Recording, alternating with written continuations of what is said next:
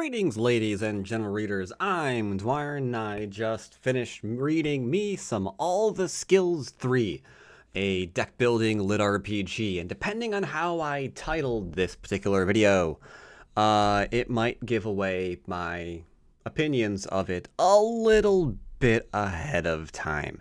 In fact, I could see the title of this video being rather severe if I have to be brutally honest. So before I go into this, given the probable title of this video, let me explain where I am coming from and see if perhaps you agree. Let's back up a little bit before we talk about 3 and see if you can agree where we came from and see if you then agree about where we are now in this particular series. Now, full disclosure, I mean, I loved me some, I don't know why I just scrolled there. I loved me the series. I do. The first book, man, I purchased... Whoa, that's larger than I thought it was going to be. I purchased me some All the Skills, both for myself, recommended it for other people. I bought it for other people. It's amazing. You can see here, it's got 7,205 ratings. That is crazy good, especially in the lit RPG genre, let's be honest. Cause some of these things just don't do very well, if you know what I mean.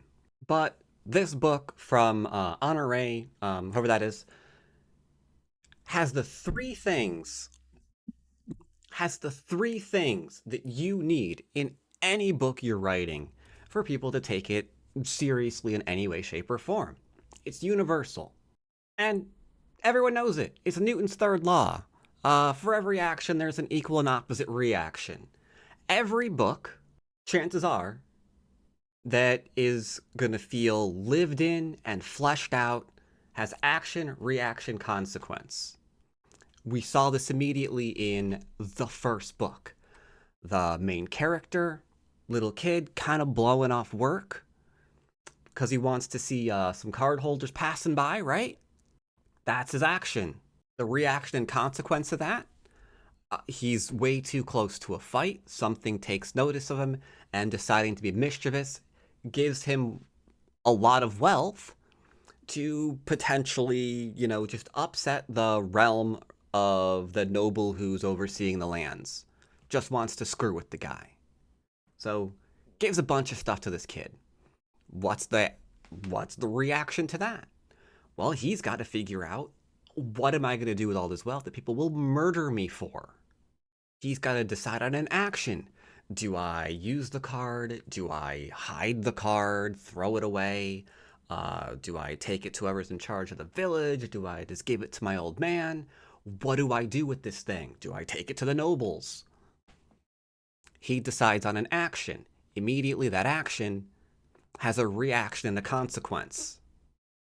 This is basic writing.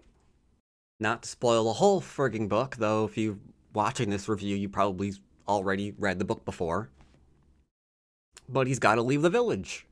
Other things happen, but, main points. He's got to leave the village. He has to go travel with some trader people. He sees some things about them. He's got to make another decision on what action to take. Am I going to steal from them? If I do, it becomes readily apparent there is a reaction to consequence. He's going to get himself killed. That's what's going to happen. This continues throughout the entire book. He's got to decide on an action. There is something that happens because of it. There's a consequence to that action. Good or bad, that is what happens. You can go through the entire plot line, through the entire book, and you see the care that the author is taking to ensure that this very basic law of reality is being adhered to. It's what makes the world feel lived in. It's what gives the world a realistic edge that makes you wonder what's going to happen next. Because when someone does something, there's a variety of possible consequences to what they're going to do. You want to know what's going to occur. That brings me to this. Now, again, full disclosure, I'm going to be a little bit harsh here. The reason I'm going to be harsh is because Honor Ray made the mistake of showing what they're capable of. They showed us book one. They showed us that they understand essentially the 3 laws of writing. And this one doesn't have any of it. Doesn't at all.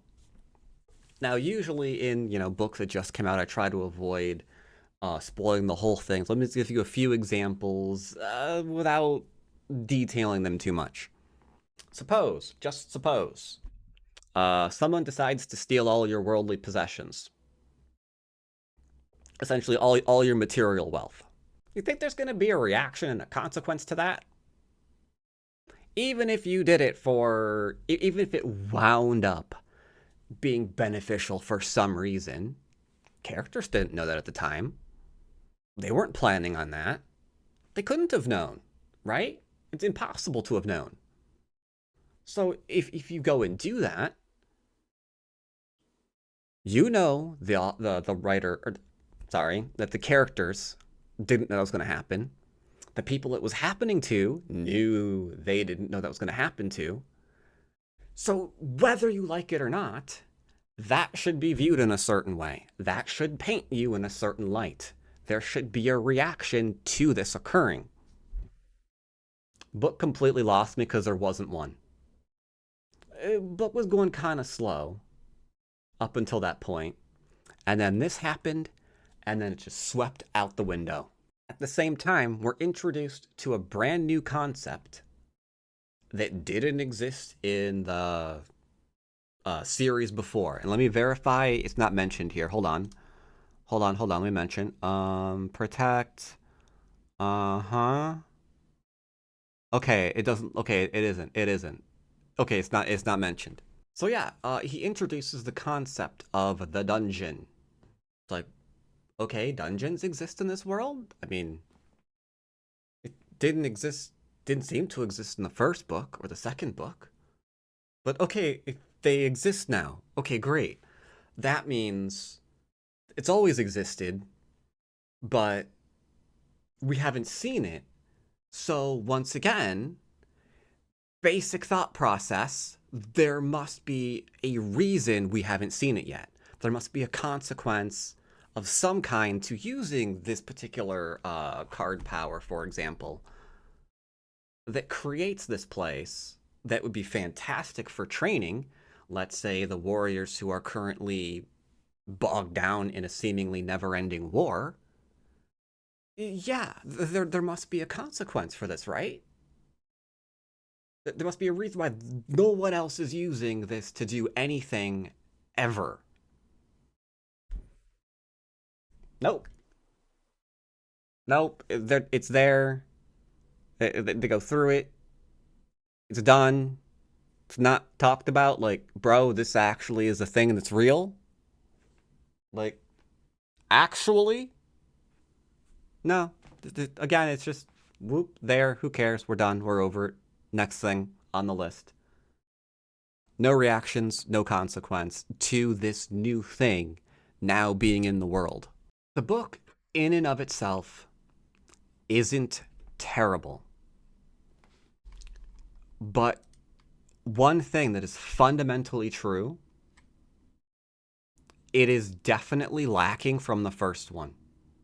The skills that the author showed that they were capable of when they were writing this first 513-page book is absent in its entirety from the third one. So what happened? Things are happening for reasons.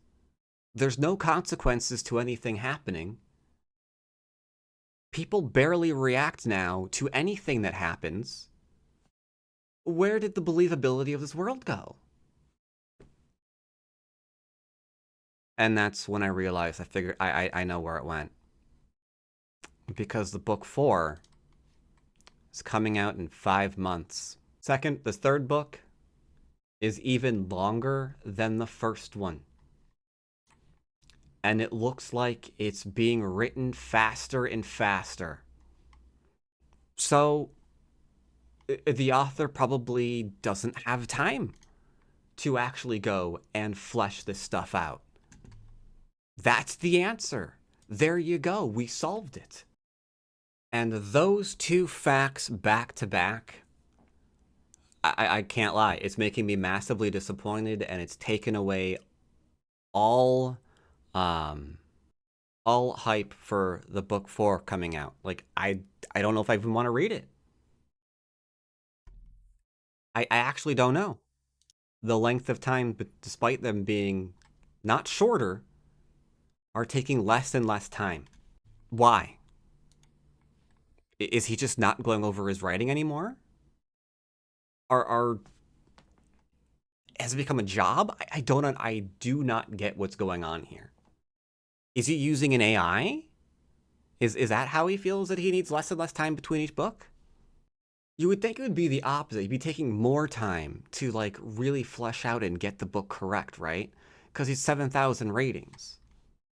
Now, I've never talked to um, a large successful writer at any point in time. I have spoken to like a few little ones that get like anywhere between like 50 to 100 ratings on Amazon.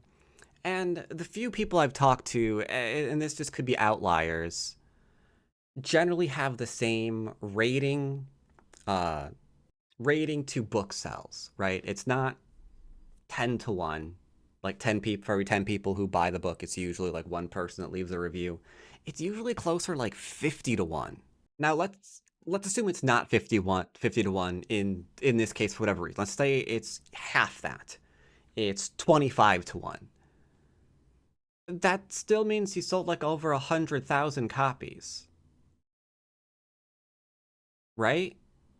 So you're making really good money. You've got the money to like sit down, really give this series your all. You would think you'd be taking more time to flesh out your books and not less and less and less. So what happened between 1 and 3?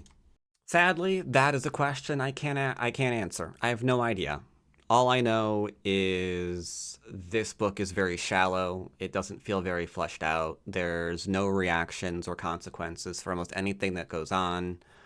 And I don't have any great drive to actually read the next one now, which is insane. Because I was, like I mentioned at the start of this, I was buying people the first book, recommending it to anyone who even wanted to try the lit RPG genre. And now it's just like, maybe we'll start recommending something else because this definitely falls flat. Which, again, it wouldn't be bad if it started that way. It's just because you know the author can do better and actively isn't that you're left feeling disappointed. So I'm sorry to have to give this review of All the Skills 3. If you want to read it, you can. If you like the first two, you might want to wait to see if things start picking up in book 4, but I don't see how they can when this is the fastest turnaround I've ever seen from him so far, right? So by definition, less time is going to be given to book 4 than book 3, and I see what happened to book 3. Either way, do with this review what you will. That's my take on All the Skills 3. Maybe I'll read the next one. I don't know. I'm just kind of sad right now. Either way, hope you all have been enjoying reading. And as always, I'll see you next time. Take care, everybody.